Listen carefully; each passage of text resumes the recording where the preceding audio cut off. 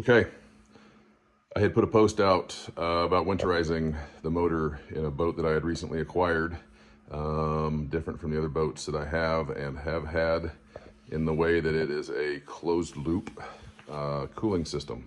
So it's basically like a car with a radiator, and you guys gave me some great pointers, and I also have some great friends that do this for a living, so I got it all put together finally.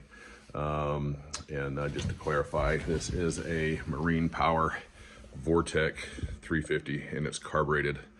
And so my worry was using it in the cold, winterizing it, and keeping it safe from breaking. So the way this thing works is this here is the radiator or the heat exchanger, and the fresh water comes in on the from the jet down here.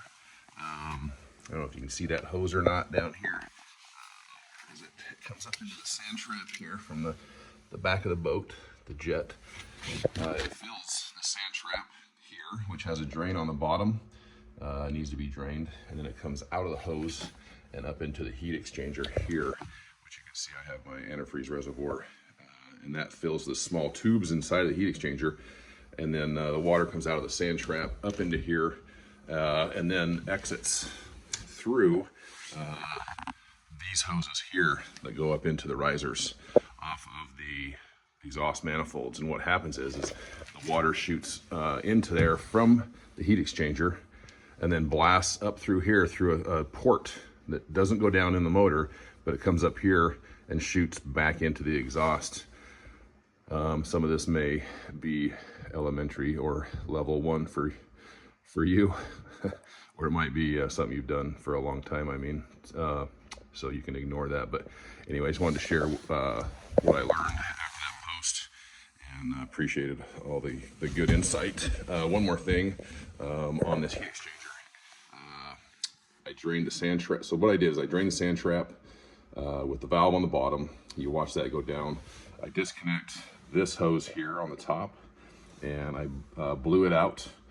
And then I came over here and loosened this bolt, and this cap just comes off, and you can look inside there and see if there's any grit, grime, any crap. Mine's clean.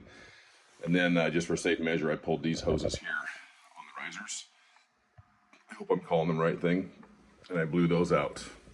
And for safe measure, if you want to pull this hose here and just dump a gallon of RV antifreeze, it does fill it. I just don't know how much goes out these two hoses and how evenly it disperses it. But anyway, that's what I learned.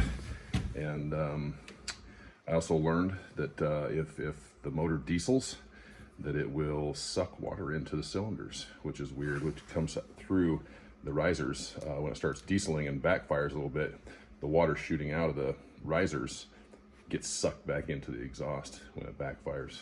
That's kind of a weird one. But nevertheless, winterizing, I hope I explained what I learned and it's helpful to you guys. Thanks.